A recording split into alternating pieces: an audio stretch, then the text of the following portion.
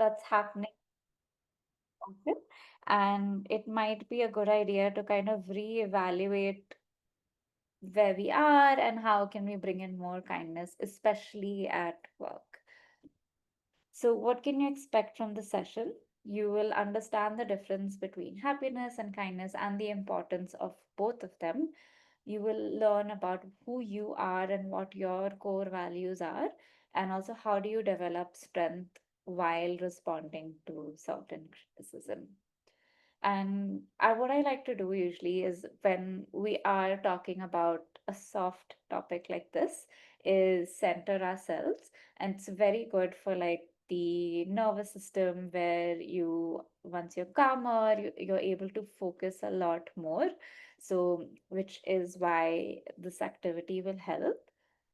So the circle that's here, when you see it zooming out, is when you breathe in, and when it goes down, you breathe out, and it work. I'll say it out loud, but it works well when you focus on the picture. So we breathe in, and breathe out, we breathe in again, breathe out. We'll do two more times. In, out, in, and out. Right. Now that we are centered and we feel a little disconnected maybe from the work that we was so buried in doing, we can begin. Yeah, so first is, what is the key to happiness or kindness? And the answer is, kindness is the key to happiness and vice versa, because it's very important to be happy and it's also equally important to be kind. And I know that the people that I've interacted with, and people, or maybe even through your life, you've known that it's a lot easier for you to be kind to someone when you're happy, in a happy state of mind. And you also feel very happy when someone's kind to you. So it really works in tandem that way. We also have two types of happiness that exist. The scientific terms are there, but I really want to get into what it actually means. Like there is the short-term happiness is something that we want. It's something that we see us needing from across the world. So wherever you are in the world, you know that happiness is something that you strive for, whether it's through different goals in your life. And there is two types of happiness. One is short term and one's long term. So short term is more about taking care of the now. So for example, if it's super hot where you are, then maybe the way to feel happy is if you have an ice cream, or like if you go to the pool. That's a way to like immediately quench, like, and give yourself that sense of happiness. It's very sensory, so it will do something to do with like your sense of taste, smell, something like that. Or like for example, even if you go for smell, if you're someone that's very anxious, then maybe smelling like lavender oil or smelling something very calming would really help you out. And and there are different sort of sensories that way as well. The eudaimonic happiness, or like the long term happiness, is more about long term, and it's more about how fulfilled you are mentally. So you have overall life satisfaction. So, are you happy with your life overall? Second is your sense of joy. So, are you actively trying to be happy? Like, do you have the sense of joy around you? And third is, do you have purpose or meaning? And if you don't have any of these three, is when you feel the sense of lack, you feel like something is missing, and you do tend to feel a little unhappy. And that's basically, and you'll feel something missing. So the idea is, make room for more kindness, make room for more happiness, because that is what you really need to be better off. And the thing about happiness is that it happens when you very least expect it, and you can't force for it to arrive. Like you can't say, today I'm going to be happy. And then if like an inconvenience happens, then the first thing you do is like grumble or you curse or something. That will not make you happy. It has to, you have to kind of create an environment for it to arrive, where And this happens with, like, if you have the sense of purpose, like if you feel like you know what you want to do in life, even work wise, then doing the work, whether it's small or big, you do feel like the sense of purpose. When you have good relationships, whether it's people with people at work or people at home, you do feel kind of, you don't feel like, oh, I'm missing, I wish I had people to talk to. You don't kind of feel those things.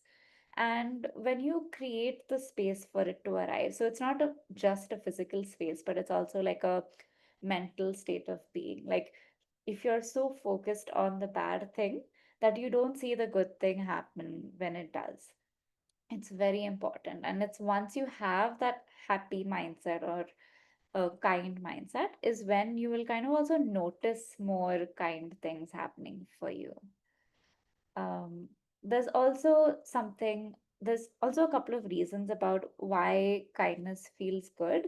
And there are a couple of reasons. Like, one, for example, is this helper's high, which is basically like when you're truly able to help someone that you really love, whether you're helping them with maybe like a school project, or you're helping them get the assignment, or you're helping them find that thing that they want on Amazon. Like, when you help them out in small or big ways, you feel that sense of like elatedness and high. Then that's what makes you feel good, and that's what encourages you to do more kind things.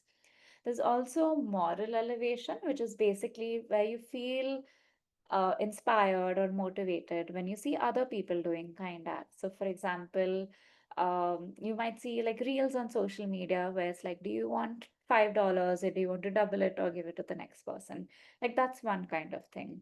Or you see other stuff happening, like you maybe see like your colleague being kind to you, or you see someone in the movies, some kind thing has happened. So seeing all of that inspires you, and it gives you this moral elevation, and it kind of makes you feel like, okay, the humanity is good, it's being restored and honored.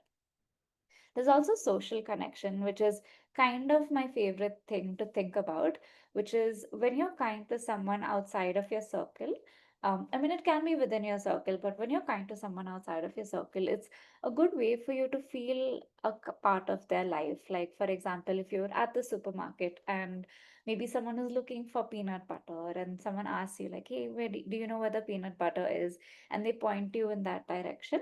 I mean, you point them in that direction, and it kind of is like you're part of their life. Like, maybe you know what they want to do with the peanut butter, maybe you don't, but at least you're part of that life, and you're able to see and tell like what's kind of happening. And you feel good, and you feel like you're part of that circle as such. There's also resilience and having a positive worldview, which is basically about um, creating that space for kindness. Like, being kind promotes like a very resilient mind, and it's also very commonly known that being kind and compassionate works very well, especially against burnout. Because the more you are proactively compassionate, the more you say, you kind of remember to be kind. It's not about forcing kindness, but like remembering, oh wait, I have to be kind. Like, I can choose to be kind in this particular moment, the less likely you are to feel burnt out. And it also, when it promotes a positive worldview, is it puts you in a better frame of mind where you don't feel like things are working against you, and you're not fighting yourself so much to do the certain thing. And then promoting courage, which is something that I personally struggle with, is being kind is very brave. Like, it's very brave for you to like be kind to your colleague, or be kind to your neighbor, or be kind to someone in your life, because sometimes it's very much you going out of your way to be kind. And when you do that, you find a lot of courage, and you find a lot of compassion, and that kind of reinforces itself. Yeah. But let's look at it from a complex world viewpoint, which is, how do we stay kind? Okay, so basically, let's look at kindness overall. Like, I've spoken about how kindness is warm and comforting, and it's very joyful. But there's also the truth that kindness is very complex, especially in our world where There's the outer world where we do see a lot of war happening, whether it's happening immediately around us or it's happening in like countries away.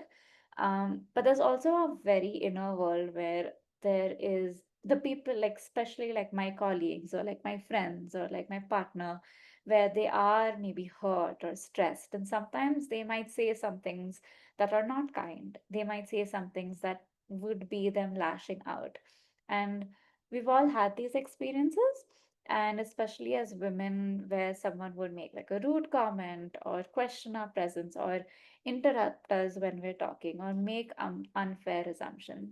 Like me personally, I've always felt like, especially in the beginning of my career, where people didn't take what I had to say seriously because I kind of have a baby face. So people assume that I don't know what I'm talking about, but most often I do. And we've spoken to a couple of community members, and we've seen a lot of this happening where someone's a doctor, and like people are like, how do we know? You don't look like a doctor. So how do we know that? There are so many things that happen. And through that, there are two questions that come to mind. One is, how do we stay kind without being passive, without letting it happen to us? And how do we not take it personally, but also not let ourselves be bullied? And the answer is two things. So you have tenderness and you have fierceness. These are two sides of a coin. And basically, being tender, I mean, the way you would look at it is also maybe as like a mother or like a caretaker, where you have when tenderness is like, if you see something small and cute, for example, if you see a flower, you'd want to like take care of it. Or if you see like a small child or like a puppy, you'd want to like pet them or like make sure that they're okay. So that's tenderness. Versus fierceness is more of like your mama bear coming out or like your lioness coming out, where you're very fierce and you're very strong, you're very open, like opinionated about what's happening. And both of them are kindness. So whether you're soft or whether you're hard, they're both kindness. Like when you're tender, you're being gentle with ourselves or with others when things are hard. And fierceness is when you're standing up, you're saying no, you're drawing boundaries. And it's also important to realize that when you draw, especially the fierce side, like when you are doing it, you're not doing it out of like anger or like a grudge or something like that. You're doing it from a sense of self care and self love because it's important for you. Like these boundaries are important for you. And kindness also means not letting people walk over. It means not letting people mansplain us. It means being clear about what our worth is and how we treat ourselves. And it's about treating others with respect even in conflict. So just because someone's being mean to you or rude to you, that it doesn't mean that you be rude back to them. Like that's not who you are. And if we have time, we look at the value circle, but that's not who we are. So, how do you decide which side to pick? It really depends on the situation, like what's really happening. What we'll do now is we'll work through five scenarios, and through each of them, there are a couple of potential answers as well. What I want to, in each situation, someone is either being biased or unkind, and it's going to be either in a work situation or a social situation. And your job is to imagine how you would respond clearly and kindly without collapsing or attacking the other person. Like, what's the right thing to do? For this, I would want to I'm going to keep the chat box open on the side so I can see everyone's chats, and I'd want you to answer it in the chat. So the first scenario is that your manager always takes credit for your team's wins and rarely acknowledges individual contributions, so whether it's yours or someone else's. Today, you notice that your project idea was presented as his own in a leadership meeting. So, how do you handle it? There are three options. One is A, do you let it go because it's not worth making any waves or noise? Two is you tell him privately, I'm glad you liked the idea, but I'd like to be included in future presentations of my work. Or three, you call it out in the next meeting and say, this was my idea just for the clarification of the group. So what would you do? I want you to comment, like, would you do A, B, or C?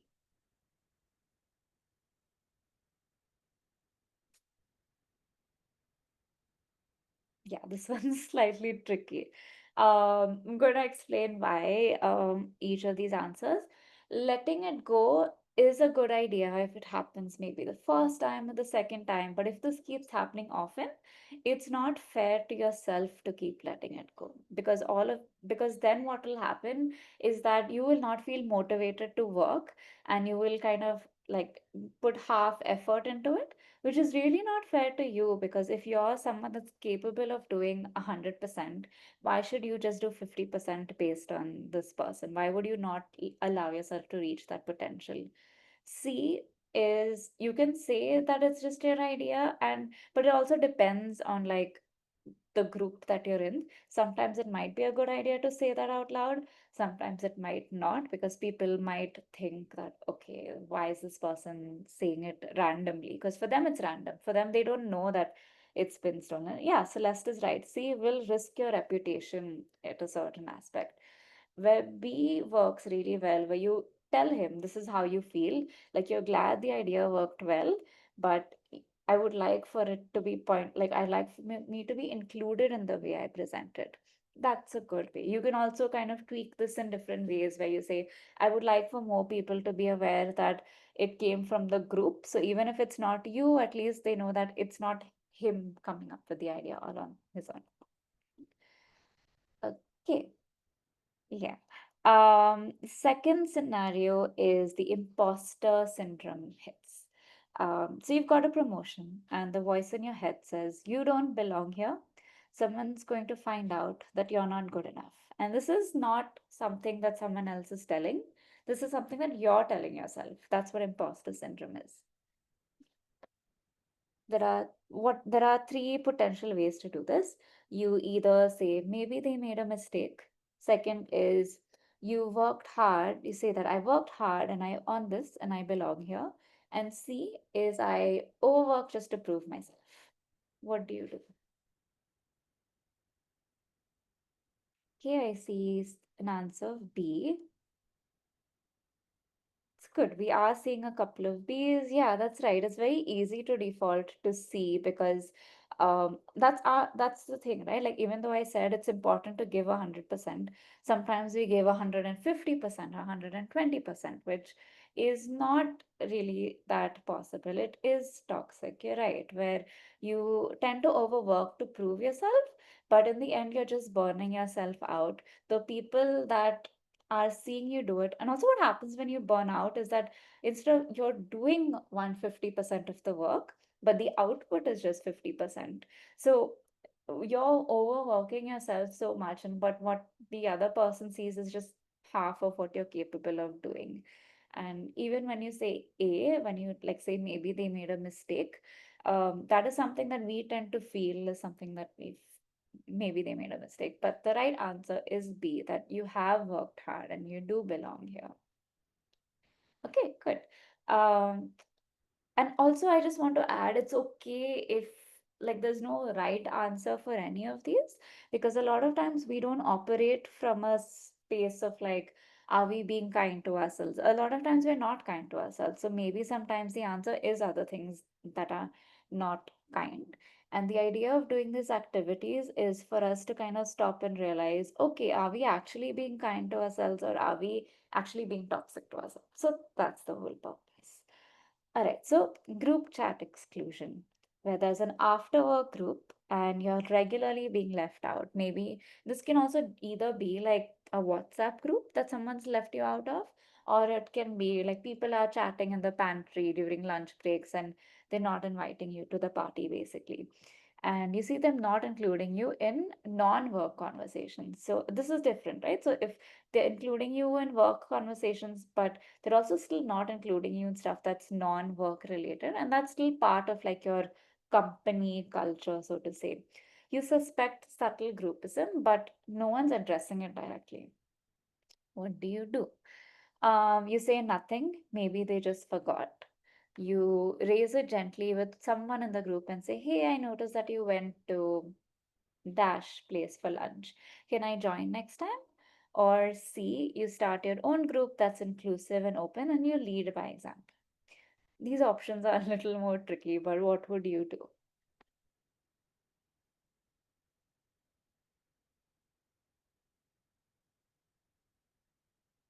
Okay, I see a couple of A's.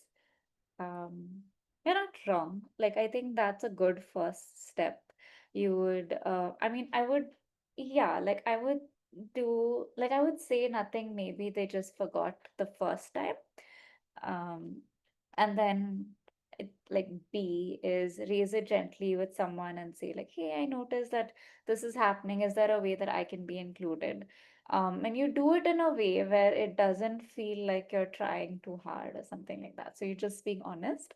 I know B does seem a little desperate, but the way you say it is just saying that, hey, I noticed. So maybe you add like, hey, I noticed that we went to this place for lunch, or like I saw this in this Instagram stories, or I saw that you all went out for lunch.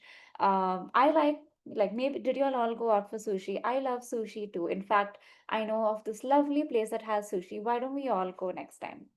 That's a better way of doing it. So instead of saying, may I join you, you kind of invite them. And also then you have C, which is start your own group. Um, which kind of is like if it's like the same group of people, then you can do C as well. So those are those three options. Next is microaggressions. Also, I want to go back to this group chat thing, which this is a bias that happens, and it's sometimes not just work, but it's also, for example, people were people hang out after hours. So maybe someone's working, like people go to like the bar after 6 or 7 p.m.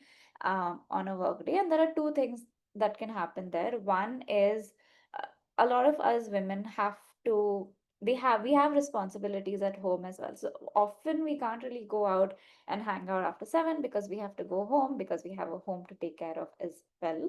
That's one thing. I mean, it's not just for women, of course, there are men, of course, but like a lot of us tend to like have other responsibilities apart from this office. So we can't hang out after office hours. That's one. Two is, especially in spaces of bar, there are people that don't drink alcohol and there are people that are not comfortable around alcohol. So you are the group when they decide to go to a bar, they are very either consciously or subconsciously neglecting that group. So someone that wants to hang out with this group of people but are not comfortable in going in spaces where alcohol is served will have no place to go, which is why speaking up and kind of mentioning this is important. I just wanted to bring that up. Okay, so microaggressions. This is something that is different and personal to each person, which is so a coworker says, "Wow, you're so articulate," or like, "Wow, I didn't know you were capable of doing that," with like a surprise in their voice where they didn't think you could actually do it.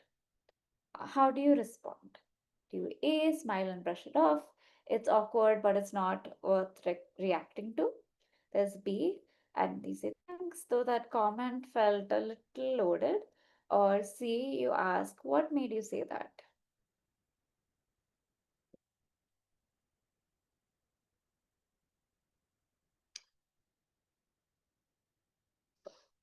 Okay, I see one response. Do more people want to chime in? Yeah,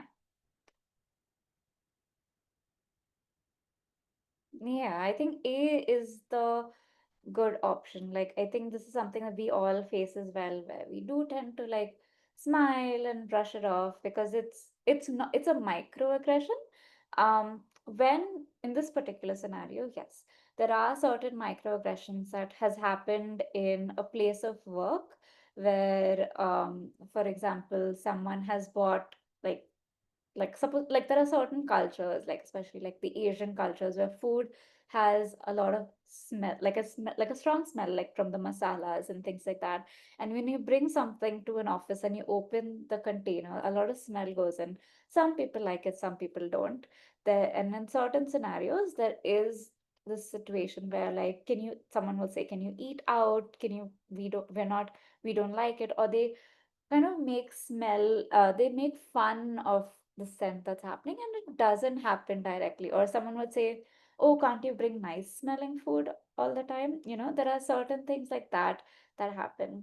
And I think what Philippa is saying at that really makes sense, where it's their issue, not yours. It's their their bias that they have, where they feel like this is not normal, so let me make fun of it. um but in those cases, I would stand up for myself a little bit. Like, I would not say B or C, but I would still say, like, thanks, but this is something that this is normal for us. This is normal food. This is something, it's not weird.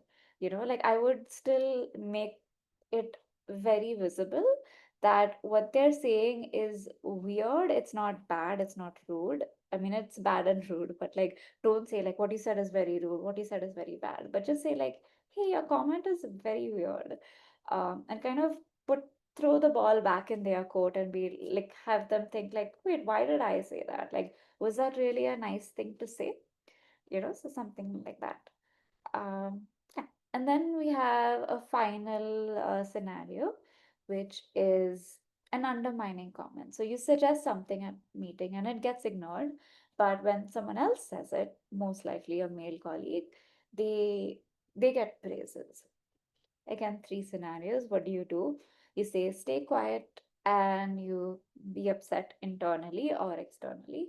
You say thanks for echoing what I'd mentioned earlier, John. Glad we're aligned. Or see, address it later privately with the manager. And say, so manager are not the person giving the idea, where you say, I like to make sure that I'm being heard in these meetings. So what would you respond? Okay, all right. I see a lot of B's coming in, which is quite good. I would definitely not say don't do A. A is the worst thing you can do, because imagine you are a jar, and like the more upset you are, the more the jar fills and then it overflows, and then suddenly you look like an irrational person at work when you're not being irrational. You're very, like, your outburst was like a result of cumulative unhappiness. So yeah, I would not do A. I would do between B and C. I'll see a lot of answers for B and say, like, say out loud, like, thanks for echoing what I mentioned earlier, John. Glad we're aligned. Because that way you're kind of putting a mirror to everyone in the room and saying, hey, this is what I said too. Like, I'm glad everyone likes the idea. And you're also not dismissing that person, but also kind of saying, like, hey, that's what I said as well. Like, that's what I said 5 minutes ago. And C is always a good idea to, and also depends on where we are on the escalation, which is, I want to make sure that I'm being heard in meetings. That's all. Like, just kind of subtly putting it out there. All right. Um, so we must be kind to ourselves too in situations, especially in situations that make us uncomfortable. We have around 10 minutes before we go to the mixer round. We have around 5 minutes. So I'm not sure if we want to do the activity, but maybe I'll kind of rush through this. Um, so I will show a screen of like a couple of values. Some of these can make sense to you, some of them don't have to, but it's a good starting point for you to start off with. And I want you to pick 10 values that kind of stand out for you. And some of them could be same words and some of them could not. But I want you to write down, like I mentioned, you need a notebook and a pen. I want you to write down outside how that basically makes you feel. So I'm gonna give around 2 minutes for you. I'm putting some timing.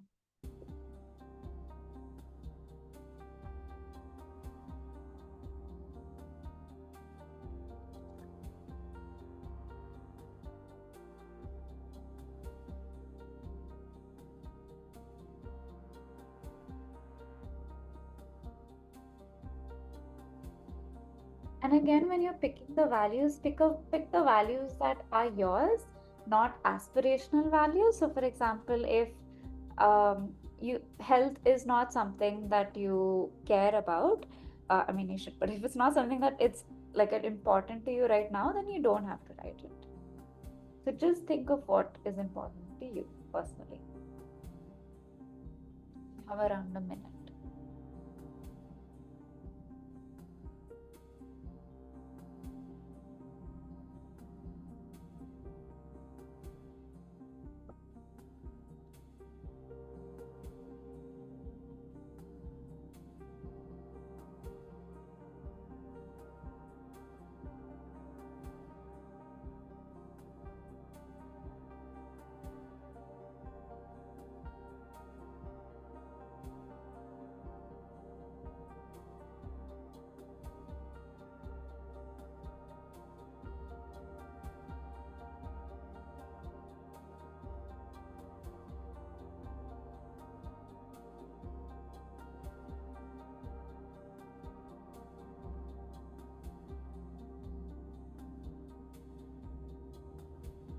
You have around 15 seconds.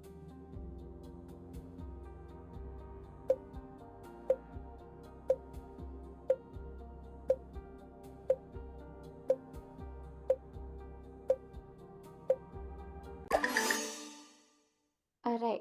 So I hope, I mean, it might have been short time, but whatever you've been, like, maybe just tell me in the comments how many values were you able to identify?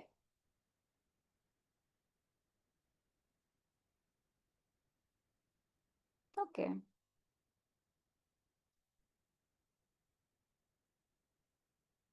All right. And what I'd want to know also is, um, because the next idea would then be to like, can you, I think you've chosen around up to 10 or less.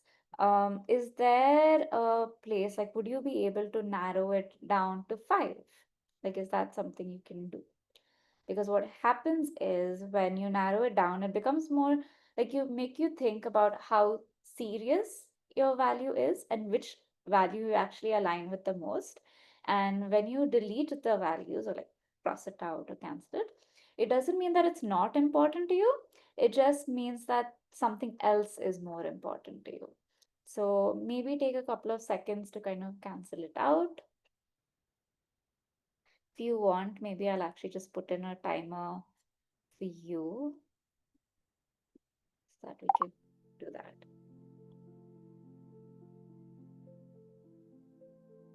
Or maybe actually let's go a next step and like maybe bring it down to like three values instead of five.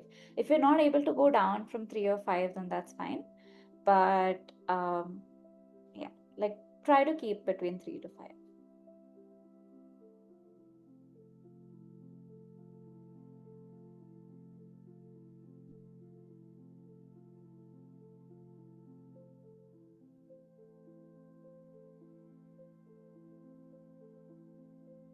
Also, I love reading everyone's values. It's so nice.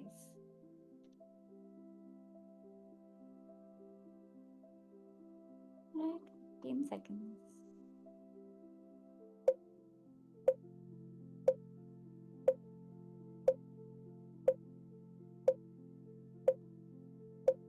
All right.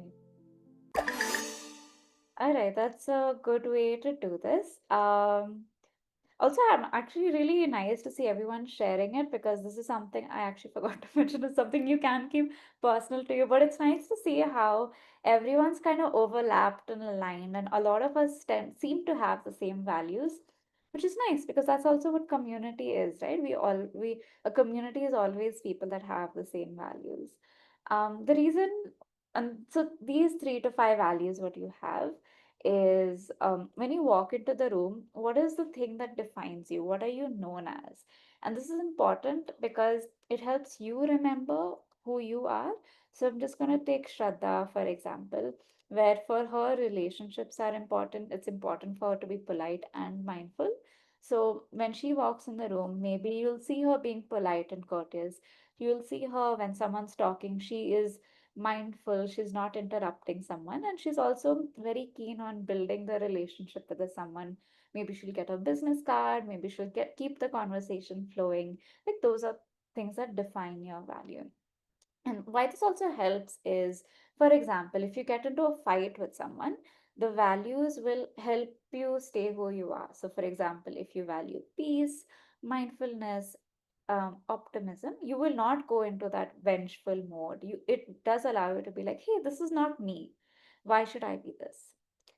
So, we are now going to do another mini exercise. So, I want you to have, like, if it's a paper, then a fresh page or just like a fresh note or something. And I want you to fill in the blank basically, which is I am dash. So, for me, for example, it would be I am kind. I'm always true to myself. No one knows me better than myself. When something against my will happens, I know that it's not a reflection of who I am. So I want you to take a minute to do this and then I will mention why.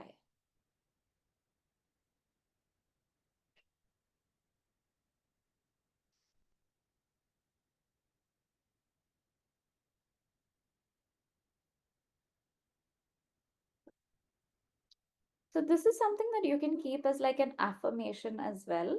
Like what happens is we let when we often what happens especially right now at work is we let other people define our self-worth.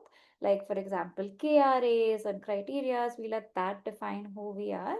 And we also let our past experiences define who we are. Like especially when we worked at a toxic company in the past, we tend to like bring that here as well. And that impacts our work in like a current place and it doesn't let us be who we want to be. But once you know your strength and you know your values, then the other stuff is just noise. Like I am kind. So whatever happens, suppose someone is telling me, oh, you're not so good, oh, you're bad at your work. You know that, okay, wait, I am kind. I know I will always be true to myself. I will not do the bad things that other people want me to do or expect me to do. Like it helps you be important to you. And it's also important, moreover, to be kind to yourself because you and other people look up to you. So it's important to be kind to yourself. And there are people that when you act in line with what your values are, you will always be happier and kinder, and you'll have a more positive worldview. And now we have one last exercise, and it shouldn't take us more than a couple of seconds, and I'll do it with you, which is give yourself a hug. So your cameras are off, so none of us will see you, but you can see me. I'm gonna hug myself because I deserve it. We all deserve hugs. So if you are in a space where you can give yourself a hug, give yourself that hug. Ah, it's nice to see you, Alan. Nice. Ah. All right. Thank you so much for joining. We just have one final kind act to do, which is if I don't know what time you are. Oh, nice. You can keep hugging yourself if you want. It feels nice. Wherever whatever time it is during your day, if you have some more hours left in the day, I'd recommend doing a kind act and maybe just share it in our group. If you're on our WhatsApp group, just share it there and let's see how we're able to take the rest of the day to be kind. Um, I don't know if if like this presentation wasn't built for questions, but if anyone has any questions, they can leave it in the chat and I can address them. I'll stop sharing. If there are no questions, I'm obviously always available over chat or over email. So there's that. And but in the meanwhile, we will move to the next segment because I don't see any other questions. We'll move to the breakout room bit, which is the networking thing about why everyone's here. I'm creating around